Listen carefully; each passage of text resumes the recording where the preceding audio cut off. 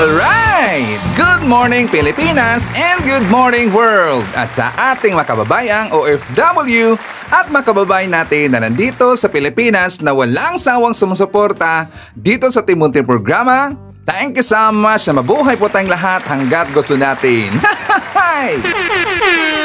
Well, anyways, tuloy-tuloy na po tayo sa nagbabalita dito ng mga tamang balita at sagutin ang maling information na ipapakalat ng mga fake news peddlers, ng mga anti-Marcos, lalong-lalo na doon galing sa mga DDS na mga saltik magkakabayan. Yes, dapat silang sagutin. Bakit? Kasi pagkaayan sila na lagi pong naninira araw-araw kay BBM at sa Marcos Administration sa katagalan magkakabayan, akala mga paninira, ba totoo yan sa mata ng ibang tao. So dapat silang sagutin kasi ang bagong Pilipinas, bawal po ang mga sinungaling. At syempre, kasama niyo pa rin si Sir Ivan, ang pinakabulol na vlogger sa balat ng YouTube, pero bibigay sa inyo ng mga totoo at mga preskong balita na kinukuha natin sa ating kapitbahay na social media. So magandang buhay sa ating lahat mga kabayan and a happy Monday sa ating lahat. Okay, so before tayo mag-start mga kabayan, well, syempre, as usual, i-check mark natin ang ating mga viewers na may maraming comment dyan sa baba sa ating comment section, ang ating pong top 5 commenters. At dito sa listahan, ang nanguna po si Ma'am Amelia Hogo. Meron siyang 78 na mga comments. Nandiyan rin po si Lerma Sondita. Meron siyang 74 na mga comments. Shane Sibal. Meron siyang 63 na mga comments. Nandiyan rin po si Herminia Zungailia. Meron siyang 20 na mga comments. And Eyeng Gimentisa. Meron siyang 13 lahat na mga comments. Again, thank you so much po sa ating top 5 commenters. At syempre, pasalamatan natin ating pong mga silent viewer dito sa ating channel. Thank you so much. At syempre, pasalamatan po natin ang lahat ng mga viewers na lagi pong like, lagi pong shares ng ating mga videos, at doon sa mga viewers na subscribe sa ating channel. Thank you so much.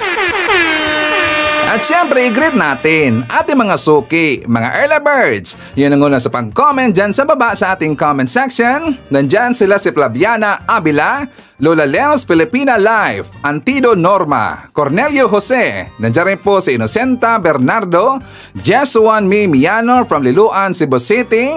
I-shoutout natin si Annette Aligredi, Joseph Magalion, JC Ice Hodge. Nandyan rin po si Michael Vinas, Angelita Hulsanger, Rosemary Mercado from Leyte. Nandyan rin po si Nonoy Florenhes from Mandawi City, Cebu. Chito Cavada from Anda, Pangasinan. Nandyan rin po si Emmy Mapalad, and hi to Chato To from Japan. Siyempre, i-shoutout natin ating mga pinalangga na mga legends, ang mga senior citizens. Hello po, kumusta ang lahat? And siyempre, i-greet natin ng happy birthday si Azel N. Habaradas. Siya ang apo ni Flor de Lisa Raquel. Happy birthday! And also, happy birthday sa lahat ng mga viewers na nag-birthday ngayong araw. Happy birthday! Okay, so kumusta ang lahat mga kabayan? How are you today? Well, today's Monday mga kabayan, and I'm very sure maraming pasabog ngayong araw. Kasi nga nag-start na po kahapon mga kabayan dahil po sa kumalat na balita na meron na dang warrant of arrest itong si Digong galing sa ICC mga kabayan. Yung warrant of arrest from ICC. Diba ang daming umiyak na mga DDS? Ang daming nagpanik mga kabayan. Doon nga sa comment nila sa SMNI, doon sa comment po sa mga DDS ng mga vloggers, ang daming galit na galit talaga eh. Diba mga gunggong mga kabayan? Bakit daw hindi pagtuunan ng pansin yung problema, yung totoong problema daw sa Pilipinas mga kabayan? Alam nyo, gunggong nag-iisip na ganyan, hindi lang iniisip mga kabayan na part din po sa problema ng Pilipinas itong mga Duterte. Totoo naman talaga eh, part sila sa problema ng Pilipinas mga kabayan. Part sila dito po sa gustong malugmok sa problema ang Pilipinas. Kasi tayo po'y hinihila pababa dahil po itong ginagawang mga pang-aangkas, ay pang-aangkas matawag niyan, yung pang-aaklas nga pala, yung pang-aaklas ng ginagawa ng grupo ni Digong para makagulo ang bansa natin mga kabayan, di ba? So ang ibig sabihin, sila po ay part dito sa problema ng Pilipinas mga kabayan. Di ba? Kitang-kita nga tsaka tayo po ay talagang pinag-uusapan na all over the world mga kababayan. Worldwide ho yan. Dahil po dito sa ginagawa ni Sara Duterte at saka ni Digong mga kababayan. At balitang-balita ho yan na meron pong kaso, marami ho, mga kaso itong si Digong at saka itong si Sara Makabayan. Pamilyang Duterte, maraming kaso yan. Alamin po ng buong mundo na meron pong kaso itong si Digong at saka si Kibs dito sa ICC Makabayan. Itong si Kibs, sa kaso niya, dyan sa US. Itong si Digong, dyan sa ICC makabayan. So sana makapasok na or papapasukin na ni PBBM ang ICC. Okay? So tungkol doon sa aking sinabi kahapon makabayan, di ba nakita natin si Digong, andun po kahapon sa Southern Stadium sa Wan Chai sa Hong Kong makabayan. Well, siya nga pala. Sino ba yung nakita doon sa yung unang pag-report po ni Mon yata siya, if not mistaken mga kababayan. Yung reporter po ng SMNI, nakalimutan ng name basta tingnan niyo mga kababayan. Yang sa likod na yan, sa mga nandyan po sa Hong Kong, mga kababayan natin po ng mga OFW, sa likod po dyan, sa reporter na yan, dyan po ako laging naglalaro po ng basketball mga kababayan. Yes, totoo yan. Way back 2007 to 2008, 2009 at saka nauwi na po mga kababayan, dyan po ako laging naglalaro po ng basketball sa Ivan. At saka aside po doon sa perong tambahan kami doon sa Kennedy Town. At saka pero mostly mga kababayan, dyan talaga kami dumadayo. Kasi nga ang kumpanya namin mga kababayan, yung LBC, yes, LBC boy po si Sir Ivan. LBC boy po tayo. Pero doon ako naka-assign sa warehouse mga kababayan. Diba ang warehouse, I am not sure kung hanggang ngayon pa ay nandyan pa rin po nandyan pa po yung warehouse sa LBC mga kababayan sa Kennedy Town. I am not sure. Pero noon kasi ang warehouse po ng LBC doon sa Kennedy Town mga kababayan, di ba? So dyan po laging naglalaro po ng basketball si Ivan. So anyways, dahil nakita po natin itong si Digong dyan sa Hong Kong mga kababayan, sabi nila, itong si Digong daw ay sumibat na dahil meron ng warrant of arrest in the release ang ICC mga kababayan. Sibat na daw ito. Ibig sabihin ang Hong Kong, ito ang kanyang escape plan mga kababayan. Ang escape plan niya, yung rallying isinagawa kahapon doon sa Southern Stadium. Sabi pa nga nila, 200,000 na mga kababayan. Sabi ng mga dides, 200,000 na lahat yung attendees nagpuntahan doon mga kababayan. 200,000? Gonggong talaga Nakakatawa mga kababayan. Di ba yung capacity po ng studio mga kababayan, if not mistaken. At saka sabi rin po ito ng ating viewer na hindi daw yan aabot ng 8,000 capacity yung stadium doon sa loob mga kababayan. Tapos paano aabot ng 200,000? Gonggong talaga Diba? At saka hindi ba nila alam, tayo ba ay lulukuhin mga kababayan? Gusto pa yata nila na bubudulin tayo na alam mo natin. Majority po sa mga napuntahan doon kahapon, doon po sa studio mga kababayan, sa rally po ni Sara, ni Digong at saka yung padapa, siya nga pala, tinanggal na pala yung laban mga kababayan Doon ko yan nalaman kahapon kay Sara, yung laban tinanggal na pala yan. Padapa na lang po mga kababayan. Siguro malas. Siguro sa isip po ni Sara mga kababayan, malas. Kaya padapa na lang, PDP na lang. So doon po sa kanang rally mga kababayan, majority doon ay tauhan po. Kulto yun ni Kibuloy mga kababayan, di ba? Nakita ho natin sila. Yung last time po na pumunta doon, yung mga vlogger po ni Digong, di ba? Yung Banateros. At saka bumisita rin po doon, nakalimutan ko lang kung sino bumisita ng mga kababayan. Basta nandun po yung Banateros, di ba? Sila rin po yung mga kababayan. Pero syempre, meron pong nadagdag doon from China daw, from Macau, nagpuntahan doon kasi merong bigayan mga kababayan. Totoo yan, Sir Ivan. Yes, according po sa taga Hong Kong na napuntahan doon mga kababayan, merong bigayan. According pa nga sa posten po ni Yayam Dizon mga kababayan, si Yayam Dizon, marami rin po siya mga viewers na OFW dyan sa Hong Kong mga kababayan. Isa rin po sa viewers ni Yayam Dizon ang nabigay sa kanya ng info. Aside rin po sa akin mga kababayan. So ang post po ni Yayam Dizon, sabi niya, ang laki ng bigayan sa Hong Kong 300 Hong Kong dollar mga kababayan, 300 Hong Kong dollar. Siguro nasa mga 2,000 plus ba yan, if not mistaken? Sakto ba? 300 Hong Kong dollar, siguro 2,000 plus or hindi aabot po ng 3,000 mga kababayan. So sabi dito, 300 Hong Kong dollar kada isa na mga kababayan. Kahit sa abroad, may hakot. So karamihan doon mga kababayan, hako talaga. Ang iba, nadamay lang doon. Pero hindi nila alam na marami doon ang hinakot mga kababayan. Saan nang galing ang pira nila? So yan po ang tanong mga kababayan. Di ba nakapagtaka talaga saan kay galing ang pera mga kababayan? Ito klarong-klaro no na may funders talaga sila. O, di ba? Sabi-sabi nga na ang funders na mga kababayan yung pong nasa China. Pero lagi po niyang sinasabi ni Digong na kahit nga doon sa Quadcom mga kababayan, kasi nga kung maalala ho natin, di ba doon sa Quadcom, siya po inimbitahan. Ayaw niyang pumunta doon mga kababayan kasi nga wala siyang pera. Wala na siyang pumasahe sa airplane mga kababayan. Di ba naalala natin yan? Kasi siya daw ay nakaasa lang sa kanyang retirement fee na na-receive monthly mga kababayan. Di ba kanyang retirement ho siya nakaasa?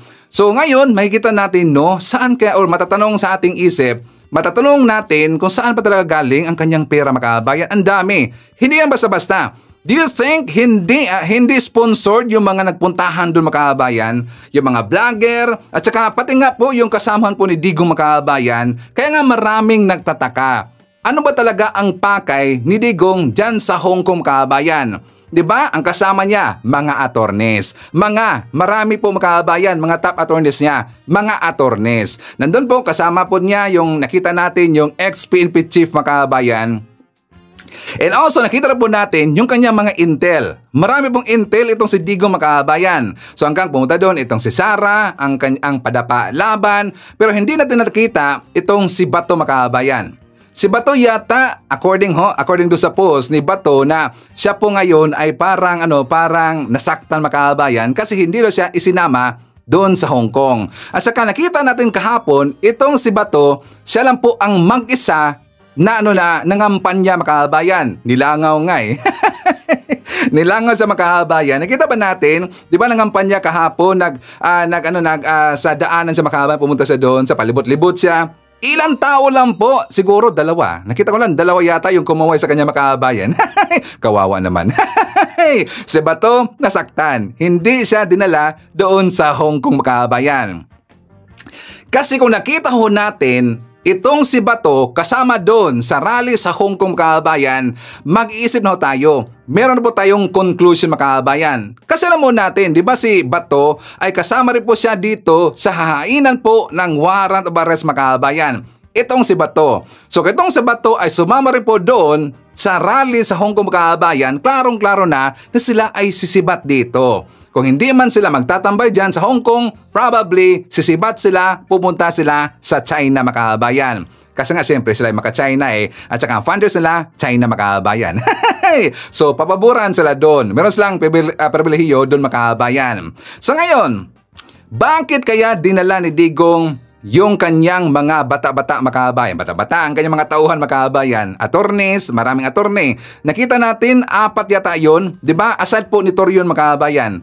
Merong 4 po na kasama na attorney ito si Digong. Ang ex-PNP chief and also yung Intel.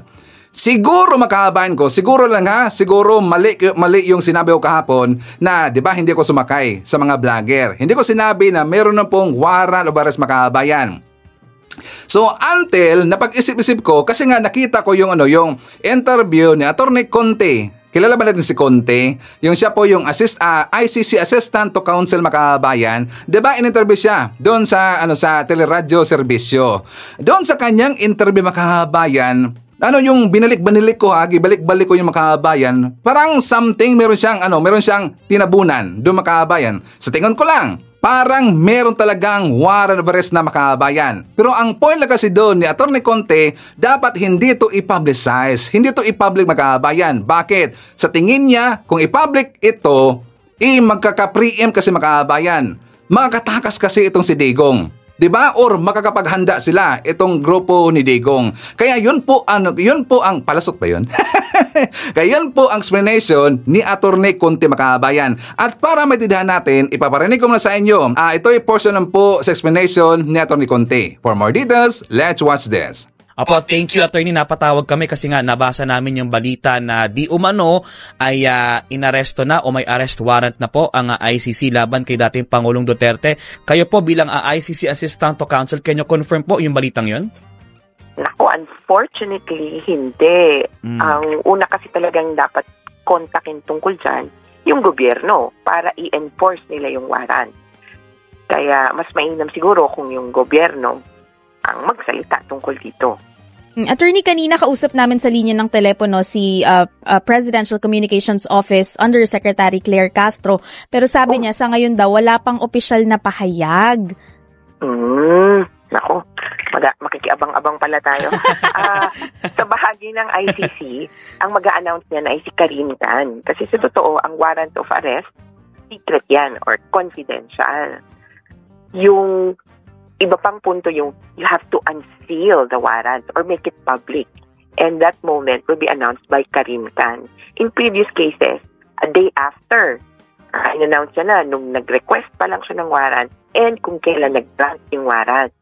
Kaya may parang 2 stages pa yan na request pa lang ba o meron nang lumabas o na-enforce na. Actually, yun pa. Ang problema, attorney, dahil dito sa mga steps na to, sa procedures na to, yung aarestuhin wala na ho dito sa Pilipinas. Nandun sa Hong Kong, nakikipag-meet sa OFWs. So, paano po yung pwedeng gawin doon? Would you know kung nakikipag-ugnayan na ang ICC sa China? Nako, I don't think that the member state ang China. Yes, correct. And has not indicated any intention to cooperate with it compared sa Philippines na ayaw man nating mag-cooperate pero dahil naging member tayo, o sige, may Interpol, medyo ayaw na mag-cooperate. Kaya ang palagay ko, either aabangan natin una yung ICC na i-announce kung may warrant. That would signal the time that Duterte or anyone is an internationally wanted criminal. 2, abangan natin kung babalik si Duterte. So, si Karim Khan or si Duterte kung babalik siya para sa araw ng Dabawenyo, parang meron sa March 16 na activity, at sa pagsisimula ng local elections. Tandaan niyo, tumatakbo yan. March 28 yata ang start ng local elections, at kung wala pa siya dito sa Pilipinas, nako, big sabihin, may isang bagay na pumipigil sa kanyang bumalik dito. Tsaka, attorney, ang liit ng Hong Kong para magstay ka doon hanggang March 16. At ang sikip-sikip ng Hong Kong. Kaya, well, ako, best case scenario and worst case scenario, worst case, lilipad yan papunta ng mainland.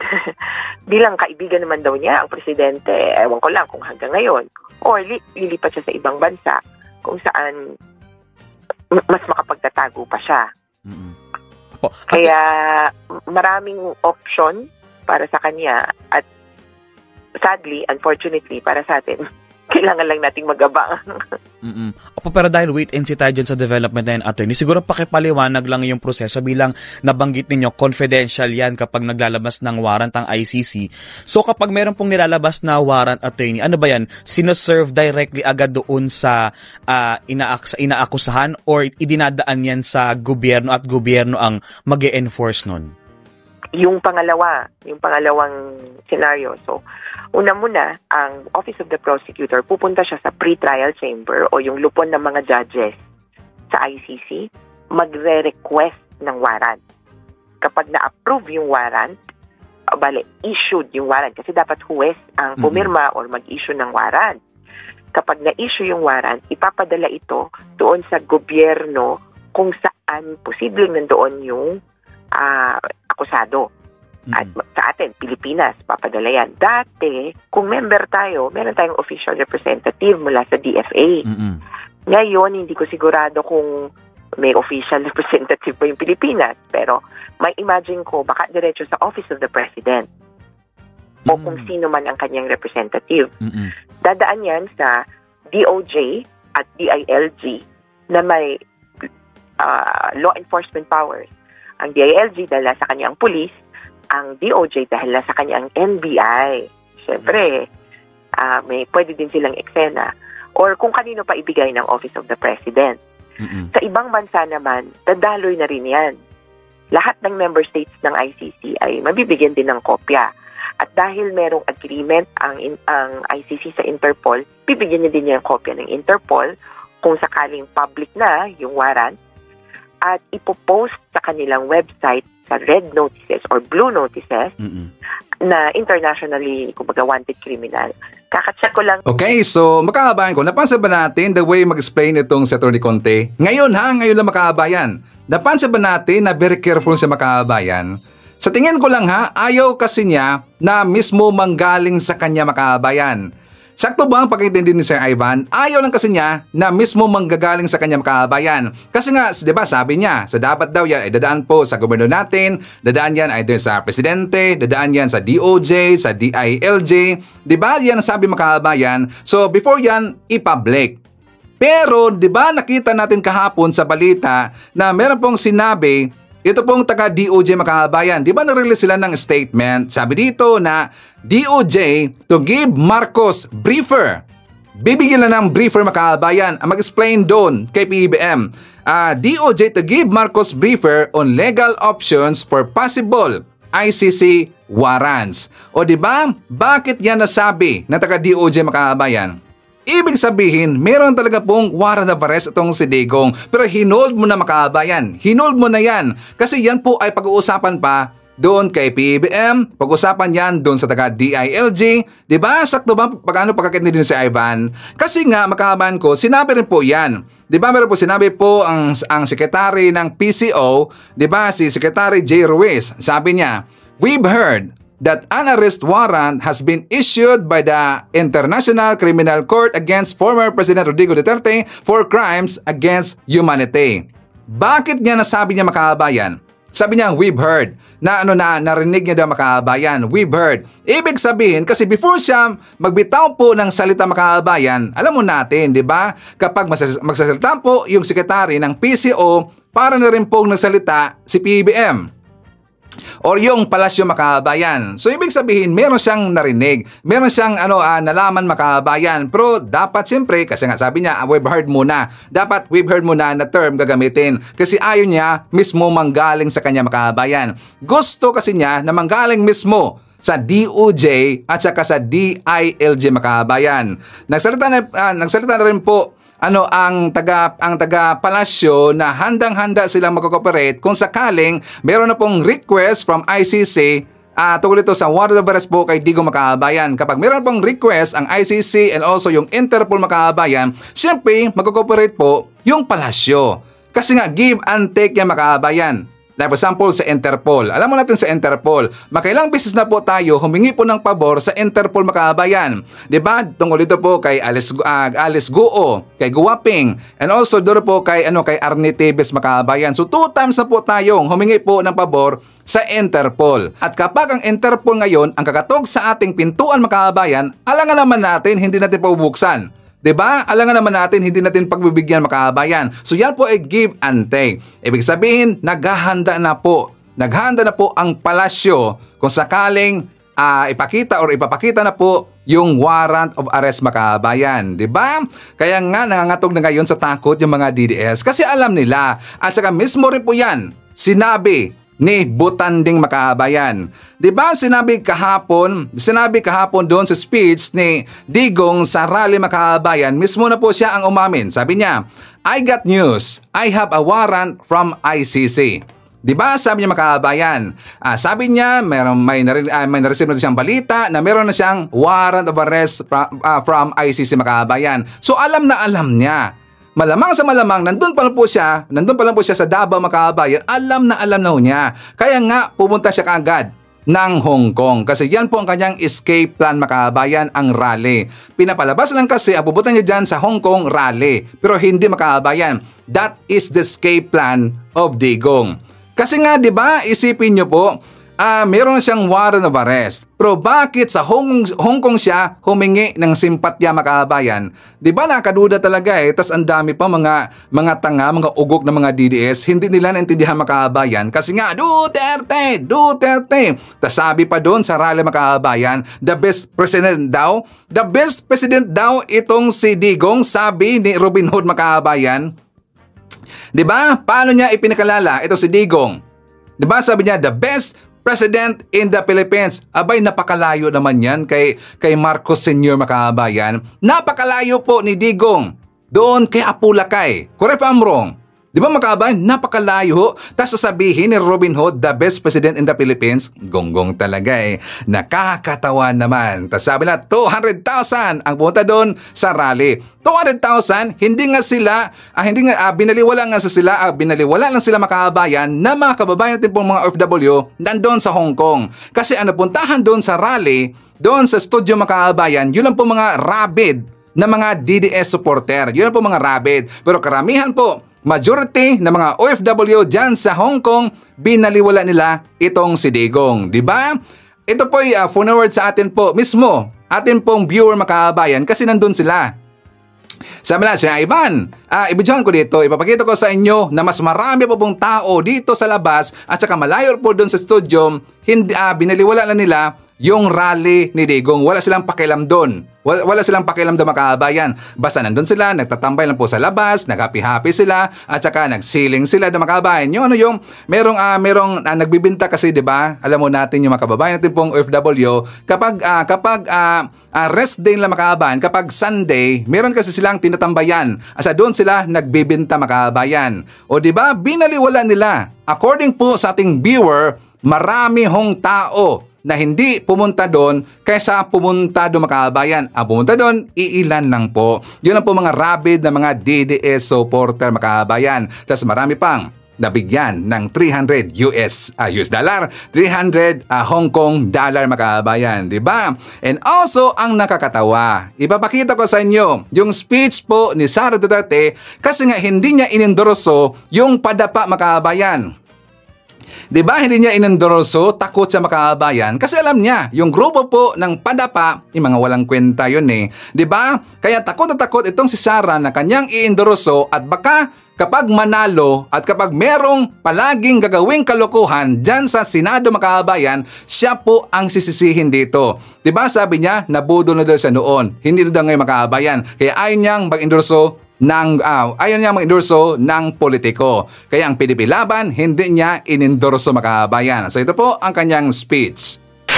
Ngayon, pipili na naman tayo ng mga opisyal ngayong Mayo.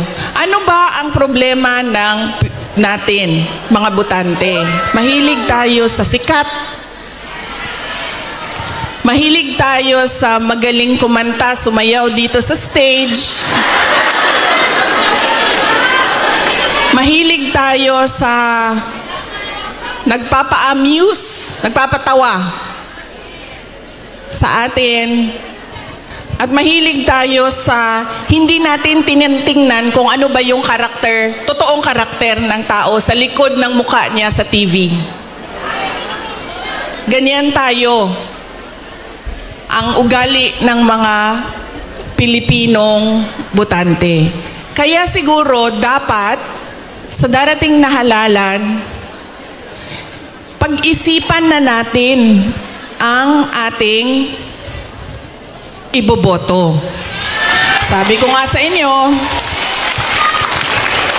nadala na ako, na-scam na ako, nabudol na ako.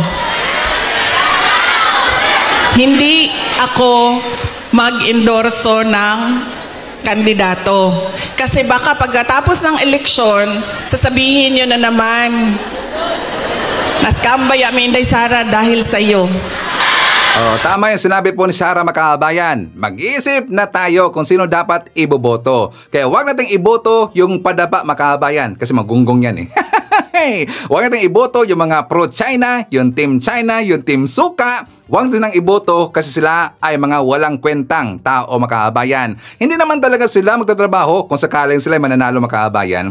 Hindi sila magtatrabaho para sa taong bayan. Hindi po magtatrabaho sila para lang po sa mga Duterte makabayan. Totoo naman talaga yan eh. 'Di ba? Sila lang po yung magtatrabaho para sa mga Duterte, hindi po sa taong bayan makabayan. Sinabi na ho yan, maraming beses na ho yang sinabi po ni Robin Hood makabayan. Dahil meron silang utang na loob sa mga Duterte. Dahil meron silang utang na loob kay Kibuloy. 'Di ba? Sinabi na ho yan ni Ipe. Sinabi na ho yan ni Bato makabayan, ni Bongo. And also, yung kanilang rally kahapon doon sa Hong Kong makabayan, ang kanilang inendorso doon, ito pong si Kibuloy. Kasi grupo yung nakibuloy lahat makabayan, di ba? Sino ang nag-draft, nagplano ng rally na yung makabayan? Si Kibuloy daw. Si Kibuloy daw makabayan. Wala pong iba, kundi si Kibuloy ang nag-initiate doon. Grupo ni Kibuloy makabayan. Kaya nga, 95% sa mga napuntahan doon sa rally kahapon, mga tauhan yon sa kulto ni Kibuloy makabayan. Ano sinong nasabi niyan? Yun ang po mga taga Hong Kong, OFW makabayan. O, di ba? So ngayon, ipapakita ko sa inyo kung bakit nasabi ni Digong na meron na siyang warrant of arrest from ICC makabayan. Sino sa tingin nyo ang nagsabi sa kanya? Comment down below makabayan, sino sa tingin niyo ang nagsabi doon kay Digong na meron siya, di ba sabi niya, I got a news, I have a warrant from ICC. Kung bakit niya nasabi ni Digong makabayan? Kasi ang nagsabi sa kanya, itong si Butanding. Ito pong si Harry Roque makabayan. At doon ko niya nakita sa live niya doon kay Hitad. Di ba merong live sila si Hitad makabayan? Nandun itong si Butanding, nandun si Hitad, nandun po yung si Ana Malindog, and also yung isa na nakalimutan ng name makabayan na vlogger din. Di ba nag-live sila kagabi while ongoing yung rally doon sa Hong Kong makabayan. Doon nasabi mismo ni Butanding, kung hindi maniwala ang didi sa akin, i-review nyo yung sinabi ni Butanding. Nasa part yata mga 4 minutes yata yun, if not mistaken. Nasa 4 minutes po sa live ni Butanding, sa live po ni Hitad makabayan, nandun niya sinabi ni Roque. Ngayon meron siyang palusot kasi nga naunahan live yun makabayan, live yun. So meron siyang palusot. Sinabi daw niya doon kay Digong na hindi daw yan totoo makabayan. Probably daw ang totoo dito ay meron siyang warrant of arrest galing sa lokal. Kung ibig sabihin galing po kay General Torre makabayan. Ito ang ating ebidensya. Pero sabi-sabi, baka daw merong lokal na warrant of arrest para sa incitement to sedition. Dahil ito palang si Torre nagsampa ng kaso parang 2 months ago for incitement to sedition laban kay Presidente Duterte. Ang sabi ko naman, paano naman magiging kaso na yan, hindi pa dumadaan sa preliminary investigation, no? Pero ang katotohanan, talaga namang may mga pictures kong nakuha, hindi ko pa pala napapadala sa iyo, Mother Dragon, na talagang sa Davao, sa NEA, sa Clark, ang daming pulis. So ang duda nila makabayan, wala daw warrant of arrest galing sa ICC, kundi warrant of arrest galing daw kay General Torre makabayan. Parang make sense naman talaga bakit nakagulo doon sa Davao makabayan, di ba? Nakita natin po yung maraming kapulisan doon sa Davao and also doon rin po sa airport. Doon sa airport po sa Davao makabayan, marami na pong nakatambay doon na mga pulis. Until now. Kasi nga hinihintay nila yung pagdating po ni Digong makabayan, di ba? Siyempre si Digong hindi yan basta-basta na tao, hindi yan basta-basta po na personalidad makabayan. Dating presidente ho yan. Di ba nakagulo nga nung time po ni Kibuloy makabayan, yung dinakip na po si Kibuloy kasi nga meron pong warrant of arrest. Nakagulo nga yun, grabe yung gulo doon makabayan. How much more kay Digong? Di ba isipin natin makabayan, how much more kay Digong? Diba? So talaga pong magkakagulo yan. Expected natin po na yan po yung makagulo makabayan. Kaya marami pong ipinadala na kapulisan doon sa Davao. At pupunta rin po daw si General Torre today makabayan. Narinig lang po yan si Ivan. Pupunta rin daw si General Torre today doon sa Davao. Siguro makabayan parang 99.7% totoo yung sinabi po ni Butanding kasi nga siyempre si Butanding may mga intel ho yan sa loob makabayan. Marami hong magbibigay sa kanila ng mga leakages, ng mga leak information galing po sa loob. May mga kaibigan ho yan until now. So asahan natin makakakuha sila kagad po ng info galing po sa loob makabayan. Kaya nga nasabi niya na baka daw yung warrant of arrest galing kay General Torre, yung kumakalat ngayon, hindi daw yung sa ICC makabayan.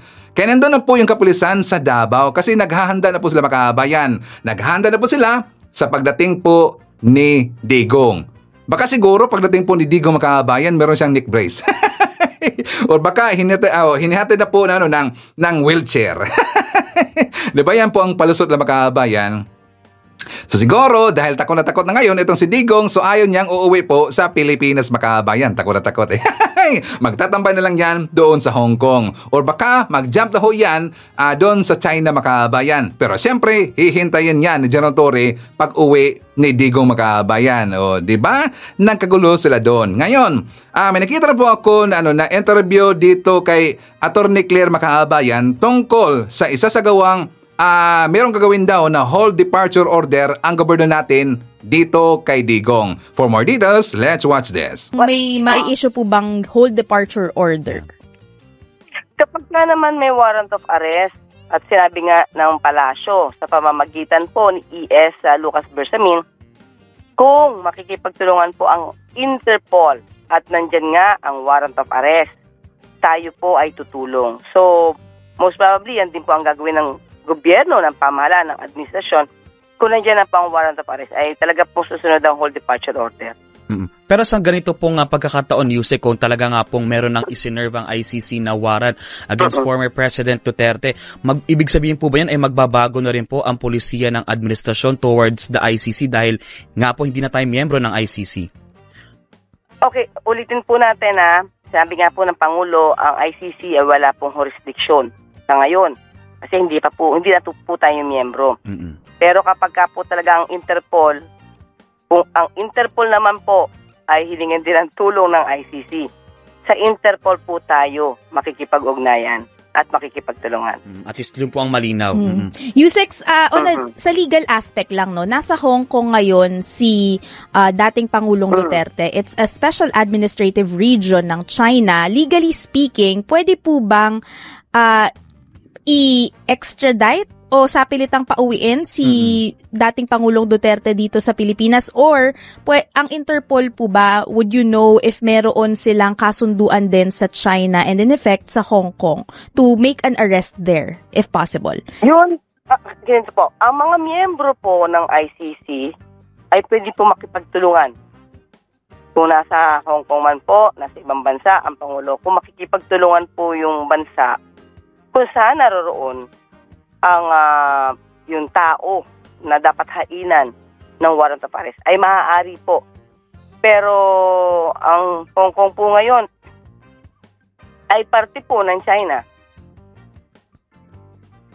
So discretion siya ng bawat bansa. Yes, opo. At lalo na kung China yan.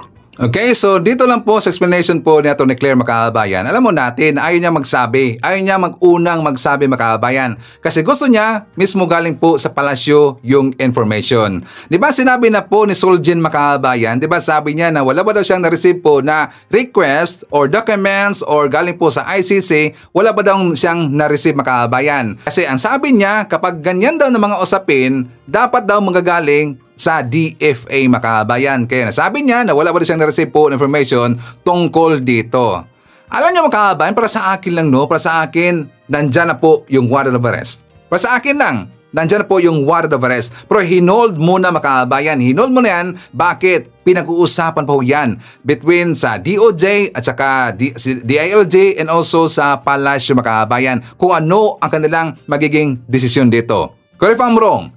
Para sa akin lang nandyan na po yung warrant of arrest. So kung bakit ko nasabi na meron ng pong warrant of arrest, makabayan, kung bakit meron ng warrant of arrest, ito po i-explain po sa susunod kong ipapakita sa inyo na video, makabayan. But before that, siyempre, shout out natin. Nandyan po si Evangelina Mamdo, Kelly De Guzman Capuno from Tagaytay City, Cavite. Kasama rin po natin si Ray Martinez from Caloocan. Nandyan rin po si Mary Lynn Digma, Erwin Senyorin, Pancho Astudelio, Elmer Pinaranda, Junelda Gabales. Nandiyan rin po si Shirley Risman, Selbeth Aguila from Australia. Shoutout natin si Lito Cruz, Beth Hariolne, Line Balmonte, Elizabeth Abila, and hi to Dane Aldrich.2n. Okay, so mga kababayan ko, ipapakita ko sa inyo itong interview po ni former Senator Laila de Lima doon kay Christian Isgira, makabayan. For more details, let's watch this. Ano po ba yung initial reaction niya when you heard of that news na nagpunta sa Hong Kong itong si dating Pangulong Rodrigo Duterte amid this reported issuance of an ICC arrest warrant? Okay, kasi Christian, last week, may info na akong ganon, nalalabas na yung warrant of arrest. So yung nakita ko sa social media, yung tungkol nga doon sa pag-alis papunta ng Hong Kong, so easily, na-connect ko, no? Na, mukhang totoo yung information ko. Kasi nga, mukhang tatakas na. And yun na nga, napabalita na, linabas na ng Rappler. Although, syempre, yung pagkakaano sa Rappler is that hindi rin talaga sigurado pa, just citing sources. Yes, in question form. Pero I'd like to believe na ayan na yan. Yan na yung warrant of arrest kasi ilang buwan na rin natin yan hinihintay. In fact, para sa iba, ay long overdue na yan. Ilang buwan na po natin yan pinag-uusapan.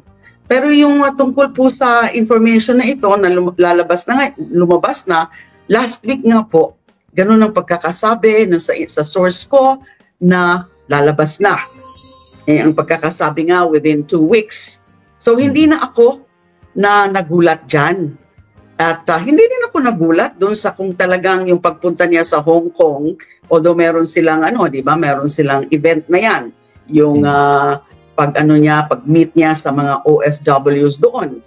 But ang nakakapagtaka dyan, question is, if that is the real purpose or objective of going out of the country at papunta nga sa Hong Kong na makikimit sa mga OFWs, bakit yung kanyang entourage may mga kasama na mga security officers before, security officials? Ano ba yan? Kasama ba yan sa mga abogado pa? Okay lang yung syempre kasama si Hanilet, kasama yung anak nila, at pwedeng okay rin yung kasama yung si ES, Medjaldea. Pero the other members of the entourage parang tend to lend credence dun sa balita nga na meron ng warrant of arrest. Ako, naniniwala po ako na meron na. Okay. Kasi yun po ang pwede kong i-share at this point. Okay. Yes. Yan po bang kung sakaling merong in-issue na arrest warrant yung ICC, paano po ba yung official channels na dadaanan yan bago siya ma-serve? Kung isa-serve man nung bansa? Okay, kasi ang supposedly mag-issue at nag-issue ng warrant of arrest ay yung pre-trial chamber. Kasi it was preceded by, bago yun, ay meron muna nagkaroon ng application from the Office of the Prosecutor. An application for warrant of arrest. At dinajustify nila kung bakit meron kailangan warrant of arrest. And alam mo na really, based on the evidence, ay pwede na talagang arestuhin at pwede nang ipaharap for trial. So, presumably, it would seem now na nag-grant yung application na yon for warrant of arrest, kaya nag-issue na ng warrant of arrest yung appeals chamber. Now, it's within the powers of the ICC na magpa-tulong sa appropriate international authorities like Interpol. Now, ang ano natin ngayon, and since nasa Hong Kong siya, ang siguro tanong ng marami, hindi na ba siya babalik? Babalik ba siya o hindi na? At pag nandiyan siya sa Hong Kong, dun lang ba siya? O pupunta ba siya sa mainland for protection or possible asylum? Yun ang mga tanong natin. Pwede rin na babalik para, number 1, possible scenario, manggulo. And then number 2, ay para dito siya kukuha ng recourse. Dito siya gagawa ng legal recourse sa local courts, local justices, domestic justice system natin. Kasi di ba yung kanyang linya is that they're encroaching sa sovereignty ng ating bansa. Although iba-iba yung posisyon niya dyan. Remember, dun sa Quadcom, yung sa kayabangan niya, ay talagang dinare niya yung ICC. Bakit napakatagal? Ilang taon na to? Hindi niyo ba ako inaaresto? He even dared na dapat bukas nandito na sila para harapin ko na sila. And then later, ganun na naman, sinabi na naman na walang jurisdiction, walang karapatan because we are a sovereign nation. So maybe, to be consistent with that position, yun ang balak niya. Kaysa hintayin niya na merong iba na pwedeng mag-serve ng warrant of arrest Kaya babalik muna siya sa atin para the moment nandyan na yung warrant of arrest, which is most probably to be coursed through the Interpol. And then yung Interpol, i-refer sa ating authorities, meaning PNP. PNP. So, questionin na niya yon sa courts. Questionin niya yung validity of the warrant of arrest premised on the alleged lack of jurisdiction. O pwede rin na, kung nandyan na talaga yung warrant of arrest at talagang may plano na halimbawa yung PNP, kasi that is what was reported in the Rappler article, na supposedly may action plan na, ginagawa na o ginawa na, pinagplanuhan na ng PNP. Na kung halimbawa dun sa nag-leak sa kanila, kasi yan ang usap-usapan ngayon eh. Mukhang may nag-leak sa kanila, kaya umalis. Now, pag bumalik siya dito at may warrant of arrest, halimbawa talagang pinaano na sa Interpol at refer naman ng Interpol sa domestic authorities natin, at syempre nakarating na rin sa kanya na merong plano yung PNP, so baka magtago muna siya while his lawyers are doing something. Although may mga idea ako, Christian, but you know, as a lawyer and as someone who really wants to see Duterte in jail, ay siguro naman ayoko na munang turuan yung mga abogado nila. But I'm sure, nag-prepare na sila dyan eh. Yes. Na yung mga abogado nila, meron na silang mga options sa kanilang mga legal recourse. But it will really depend kung ano ang kanilang political play. Kasi nga, pwede nga gamitin ito para, para palabasin na inapi siya o inaapi siya na he is also being persecuted, which is so ironic. Kasi siya yung persecutors lagi, trying to silence dissent, yung ginawa nila sa akin. And then baka this time, baliktad ngayon, sila ang magke-claim na itong gobyernong ito ay talagang iniipit sila ng gusto for political reasons. Just like yung tungkol nga sa impeachment, na ginagawa daw ito ng gobyerno, ng administrasyon, para pigilan na talaga yung presidential run ni Vice President Sara Duterte. Dahil nga gano'n, nag-aaway na sila, they're trying to cancel each other, talagang they're trying to destroy each other, although syempre nakakalamang ang gobyerno ngayon, kasi may mga cards, may cards sila. And this one, the ICC, kasi lagi kong sinasabi ng question na, okay, yung gobyerno, BBM administration, ingat sila sa mga pronouncement nila. In fact, nung una, ganun din yung linya na wala daw jurisdiction. Although may konting improvement ngayon, yung mga more recent pronouncements from, for example, the Executive Secretary, Bersamin, and also the Justice Secretary, Remulla, na kahit hindi daw nila kinikilala yung jurisdiction ng ICC, pero kapag kinors through sa Interpol, at yung Interpol ay hingin yung tulong ng gobyerno, ay wala silang choice but to cooperate. They will positively act on it. So, depende sa political play nila. Kung doon na talagang hindi muna sila babalik para most probably manggulo. Kasi nga ilang beses na yung mga narinig natin about mga destabilization plots nila against the current administration.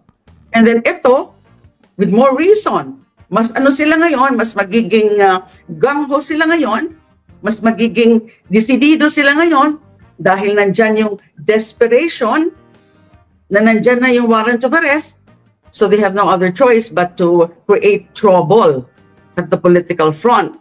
And I suppose naman dapat yung administrasyon prepared na sila at this point. So, hindi maganda makikita natin na magiging lamang uli yung kampo ng Duterte gawa ng issue na to. When the administration is supposed to have an upper hand with this development, I'm sure na yan ang gusto ng PBBM, ng BBM administration. At yan ang gusto ng Pangulo because that is the best way to get rid to get rid of Mr. Duterte. So Okay. yun po ang aking mga insights. Okay, kay former Senator Laila de Lima, hindi lang po yan gusto ni PBBM o ng Marcos admin. Gusto rin po yan ng majority ng mga Pilipino na itong si Digong pananagutin yan sa kanyang ginagawang o sa kanyang nagawang kasalanan, di ba? Kaya nga, okay lang po yan. Tarang okay ho yan na lalabasan siya ng warrant of arrest. Yan po yung matagal na po naming hinihintay, Senator, ang warrant of arrest. So tamang-tama talaga no yung mga sinasabi ni Trillanes noon pa na maraming nadududa sa kanya mga sinasabi na oy lalabas na yung warrant within this month or next month or baka how many months from now, 'di ba? So totoo talaga lahat ang mga sinasabi ni Trillanes, makabayan. So good job no, good job dito sa ginawa po ni Trillanes sa kanyang ginawang sakripisyo na even though na siya po'y pinag-iinitan po ng mga Duterte, makabayan, kahit ang buhay po niya, ang kapalit dito, talaga pong siya ay lumaban, makabayan. Pinagtagpi-tagpi niya lahat ng mga physical evidences, lahat ng ebidensyang pwedeng makuha niya, kaya dito nabuo. At saka talaga pong merong resultang lumabas, makabayan. Ito na, warrant of arrest. O, di ba? This is very exciting. In the coming hours, in the coming day, in the coming day, malamang sa malamang, meron talaga pong mangyayari, makabayan. Mas lalong magkakagulo dito yung Davao. Siyempre alam mo natin po yung Davao, makabayan, kapag ang kanilang poon ay kukorte ng konti dito, makabayan, magkakagulo yan. Nakagulo nga sa time po ni Kibuloy, how much more kay Digong, makabayan. O, di ba? Okay, so shout out natin. Nandyan po si Sir Jaime Garcia from Nottingham, England. Jess Subtob from Calaba, Laguna. I-shout out natin si Orlando Esperanza. Hi to Jemson, Jemboy, Jariel at Regine of Badawi, State of Cebu. Goodness Palm, Rodolfo Ranarabor of Tansa, Cavite. Hi to Dolores Shanoya from Guam. Nandyan rin po si Rosalinda Gale from Washington, D.C., USA. Shout out daw sa taga Tobao, Leones, A.K.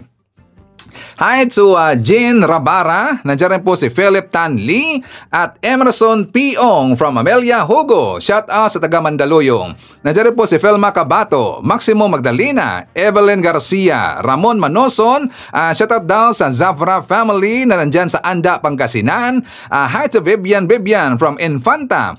Josephine Gallego. Nandiyan rin po si Francesco Pamulaklakin from Hong Kong.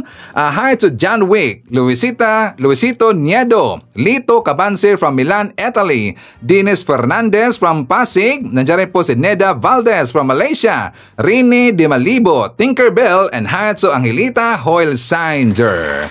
Okay, so mga kababayan ko, alam mo natin, di ba ang banat po ng mga DDS until now, ang kanila pong paninira, makabayan, part po sa kanilang paninira itong presyo ng mga bilihin natin dito sa Pilipinas. Di ba yan po lagi kanilang sinisiraan, makabayan? So ipapakita ko sa inyo ang vlog ni Mike Abe. For more details, let's watch this. Ang issue ng kahirapan, mataas na bilihin, at politika dito sa ating bansa. Yan po yung nangyayari dito sa ating bayan. Okay? At pinagsasama ng sektor ng mga ayaw tumulong sa gobyerno at naninira pa sa gobyerno. Kaya ako sinasabi ito lang bakit. Kasi yung issue ng mga mataas na basic commodities or presyo ng mga pangunahing bilihin, problema po ito sa buong mundo. Kung tutuusin lang po mas mababa pa dito kaysa sa ibang bansa. Kasi ako, napupunta rin ako sa abroad Dito lang sa mga bansang kapitbahay natin, sa Japan at saka sa China o dito sa Singapore o kahit saan lugar, yan sa Hong Kong, malapit lang dito. Mataas ang pagkain sa kanila, mataas ang bilihin sa kanila. Kung ikukumpara sa ating pagkain. Pero ang mga mamamayan sa mga bansa, hindi lang dito sa ASEAN, sa ibang bansa sa buong mundo, hindi sila nagreklamo. Nakita ba nyo ang mga Pilipinong nasa abroad? Nagrally ba sila? Nagreklamo ba sila doon sa gobyerno kung saan sila nandoon dahil mataas ang bilihin? Hindi naman Alam nilang mataas ang bilihin. Nagdodoble kayod sila, naghahanap buhay sila para may panggastos doon sa pangailangan.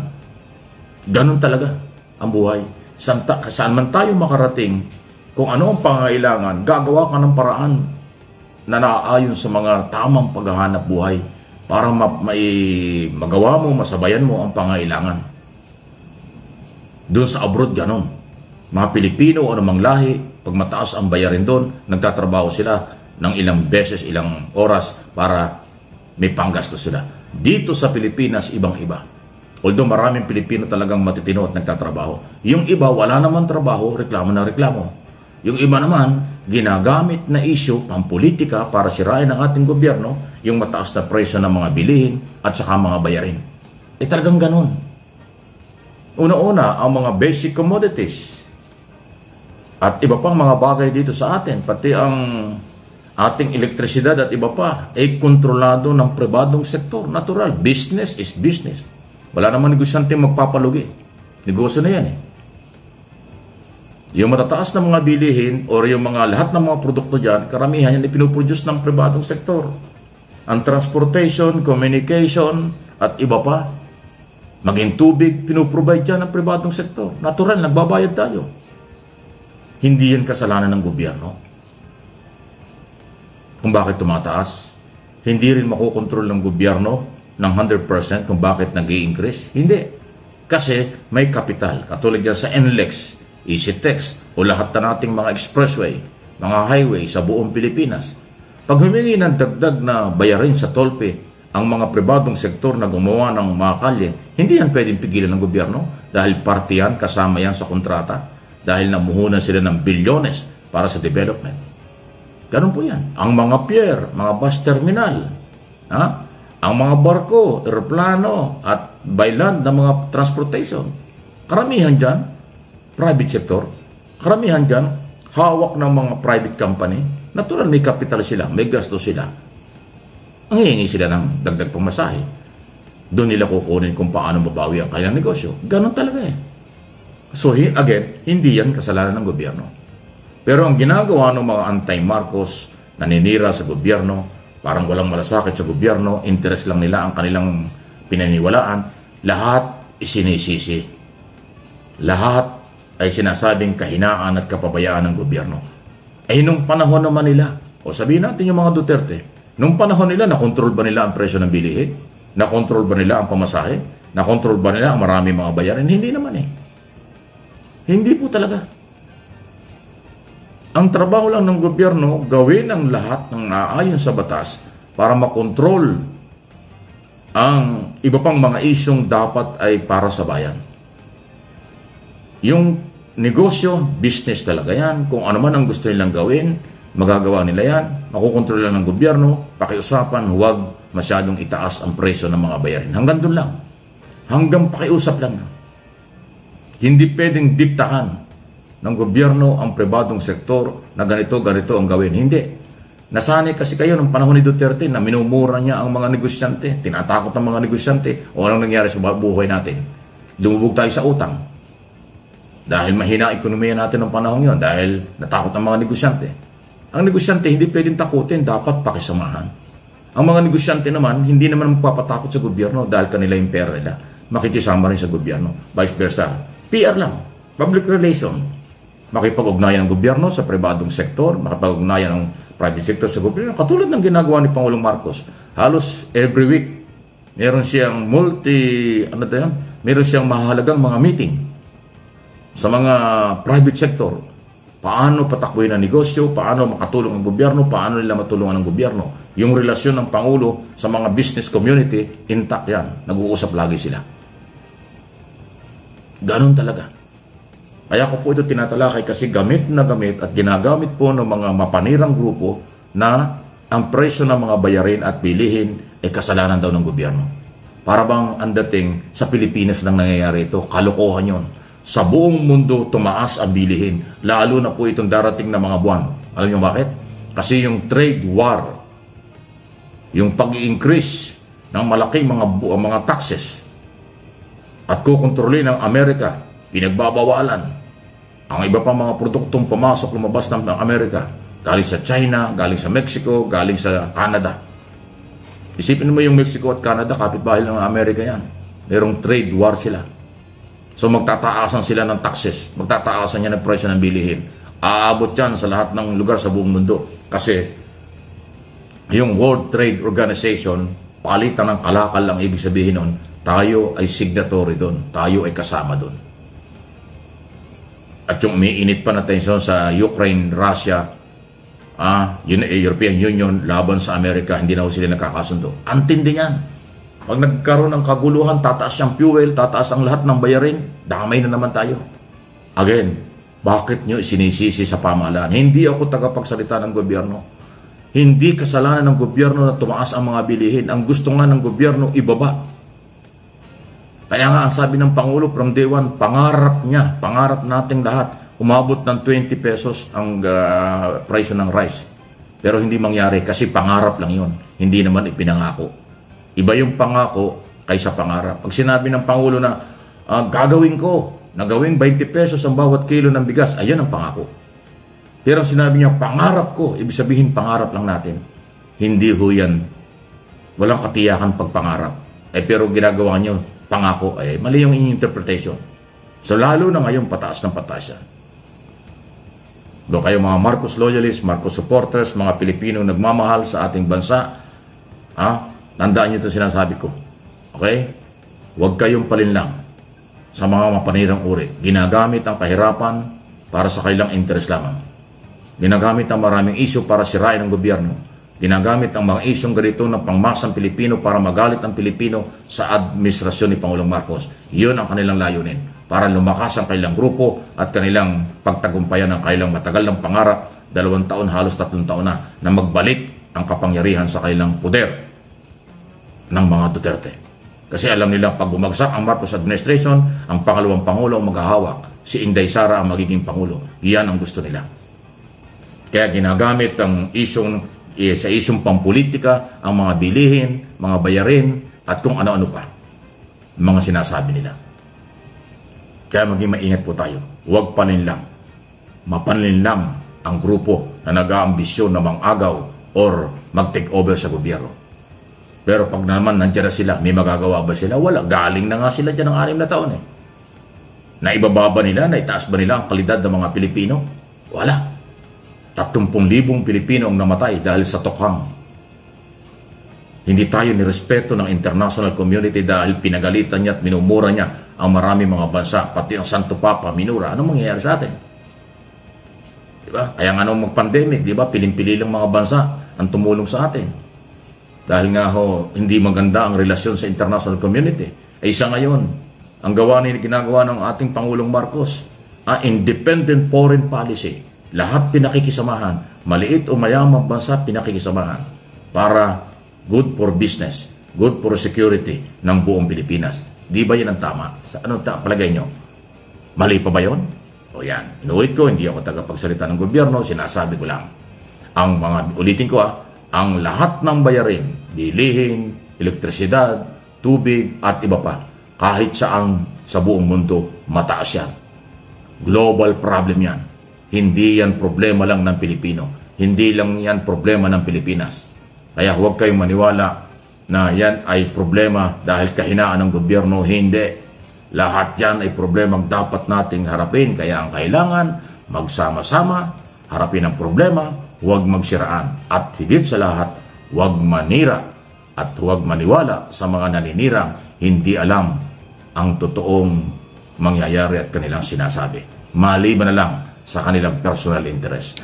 Okay, so idagdag rin po natin sa ating balita mga kabayan, hindi din kakalimutan, siyempre ang good news para malaman nating lahat kung ano ang tinatrabaho ng ating Pangulong si PBBM, ano ang kanyang mga lakad, and also anong ginagawang mga inisyatibo ng ating gobyerno. For more details, let's watch this. Nilagdaan ng Pilipinas at ng United Kingdom ang joint framework na mas magpapalalim pa sa relasyon ng dalawang bansa.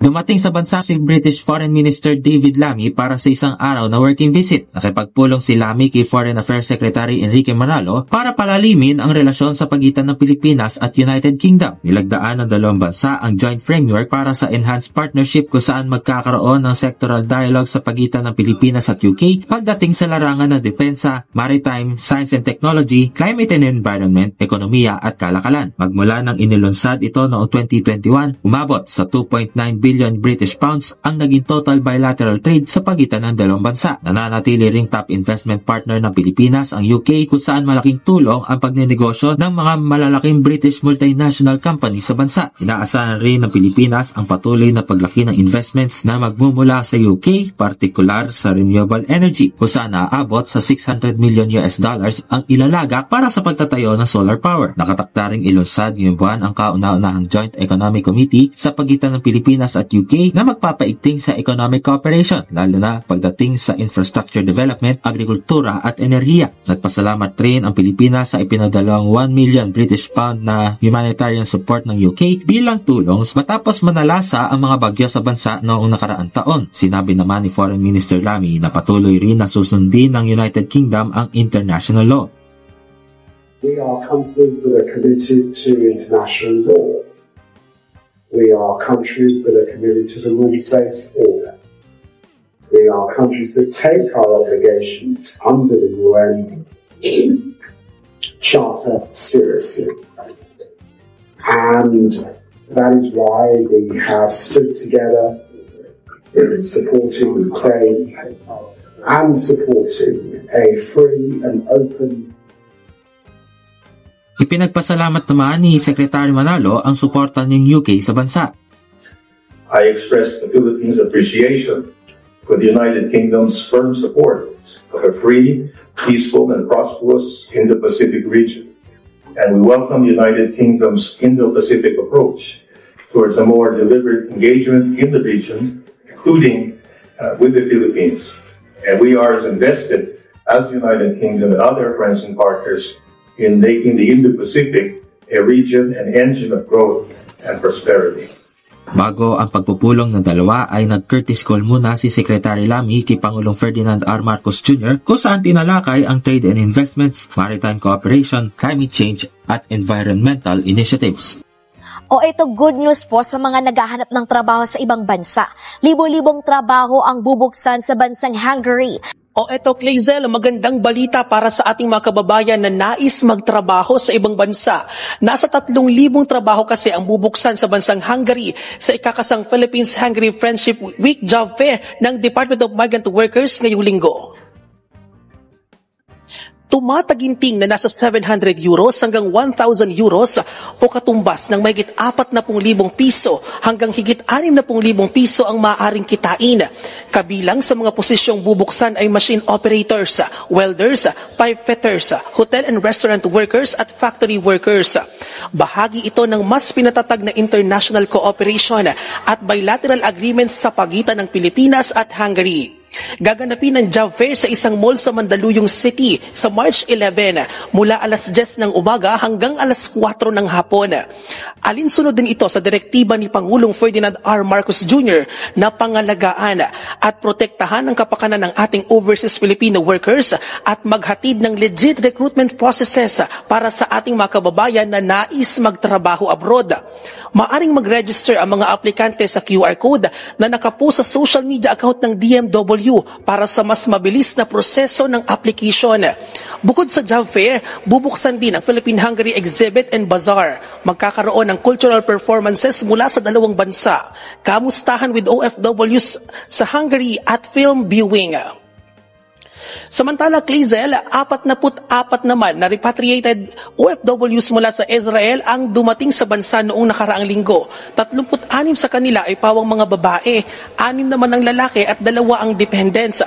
Bahagi pa rin ito ng repatriation program ng gobyerno. Nakatanggap sila ng tulong pinansyal mula sa Action Fund ng DMW at tulong pangkabuhayan mula sa Overseas Workers Welfare Administration o OWA.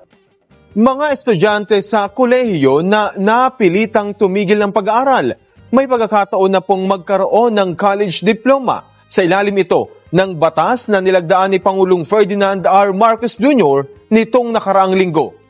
Higit 2,000 trabaho ang inihandog ni Pangulong Ferdinand R. Marcos Jr. sa kanyang pagbisita sa Pili, Camarines Sur. Layo ng trabaho sa bagong Pilipinas na makapagbigay ng oportunidad para sa mga nagtapos na benepisyaryo ng Pantawid Pamilyang Pilipino Program o 4Ps. Kasabay nito ang pagbibigay ng kasanayan para makapagsimula ng hanap buhay. Mahalaga ang hakbang na ito para magkaroon ng disenteng kita ang ating may hirap na kababayan at umangat ang kanilang pamumuhay. Nilagdaan ni Pangulong Ferdinand R. Marcos Jr. ang Republic Act 12124 o Tertiary Education Equivalency and Accreditation Program. Target itong bigyan ng oportunidad ang mga nagtatrabahong profesional na makumpleto ang kanilang college degree sa pamamagitan ng mga alternatibong pamamaraan. Binigyan ito ng kapangyarihan ang Commission on Higher Education o CHED bilang lead agency na gawaran ng equivalent college degree ang mga working professional na hindi kinakailangan dumaan sa tradisyonal na paraan ng pag-aaral. Inaasahang makapagbibigay ito ng career advancement sa mga nagtatrabahong hindi nakatapos ng kolehiyo. Para matuldukan ang kagutuman, nanawagan si Pangulong Ferdinand R. Marcos Jr. sa mga lokal na pamahalaan na isama sa kanilang investment plan ang mga programang pangkalusugan, lalo na para sa mga buntis at unang 1,000 araw ng mga bata. Sa 2024 National Nutrition Awarding Ceremony, kinilala ng Presidente ang 23 lokal na pamahalaan at 5 local nutrition focal points para sa kanilang pagsisikap na mapabuti ang nutrisyon sa kanilang mga komunidad. Tiniyak naman ni Pangulong Marcos ang patuloy na pagpapatupad ng Walang Gutom 2027 Food Stamp Program at pinalawak na 4Ps. Okay, so kung nagustuhan ninyo ating mga topics ngayong araw mga kababayan, please give a like naman po sa ating video. Malaking tulong ho yan. At kung hindi man kalibisan sa inyo, please i-share natin ating mga vlogs mga kababayan para marami pa tayong matulungan po ng mga kababayan na nabulag ng kabilang kampo dahil po sa mga ipapakalat na mga fake news na mga DDS fake news peddlers. Okay? So please like and share. Okay, so i-shoutout po natin. Kasama natin ngayong araw si Sborne Gislani, Lorna Ovillanueva, Abraham Yanit, Rain Hagibes, Boboy Elmido Costin Sadugyo. Nandiyan rin po si Danny Tobias, Felicitas Manibog, Jeco Jerry Cabreros, Nonsky Pasamonte, Sonia Hasigawa. Nandiyan rin po si Mary Grace Secretaria, Vincent Anthony Amancio Fuentes, Raquel V. Cacho, Mercy Calatrava, Milagros Banes, Percy Shalana. Nandiyan rin po si Don Joaquin, Enrique Terona, Alicia Lick, Maribel Bocasas, Franco Jobelito, and Hato Estrella Bituin Patangan. Okay. So magkahaban ko, yan natin manakalap ng mga balita ngayong araw. Kung nakaabot ka po sa portion na to, sana nakapag-like na ho tayo. Libre po ang mag-share, libre din ang mag-subscribe. Again, maraming salamat sa mga viewers na hindi nag-skip ng ating mga commercials. Thank you so much. At before natin tatapusin ang ating programa ngayong araw, sana sabayan nyo si Sir Ivan para sa ating live messaging prayer. Lord, Ikaw ang lakas ko. Ikaw ang lakas ko tuwing nanghihina ako. Ikaw ang gabay ko sa lahat ng mga pagsubok. Ikaw, Lord, yung kasama ko tuwing mag-isa ako. Tulungan po akong mas maging matibay sa lahat ng pagsubok. Thank you, Lord. Idinalangin ko ito sa pangalan ng Panginoong Jesucristo. Amen. So maraming salamat mga kababayan, and I hope to see you again on my next video.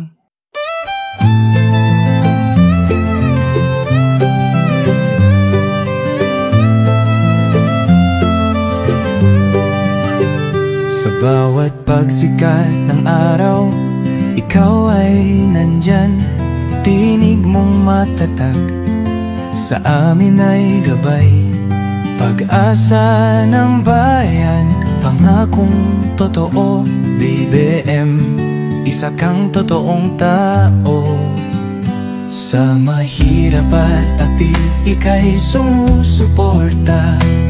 Tapat mong paglilingkod, lahat kami nakakita. Sa iyong pamumuno, bayan ay umaangat. Bagong Pilipinas, pangarap ay tapat. Ikaw ang aming BBM, Pangulong matapat. Sa puso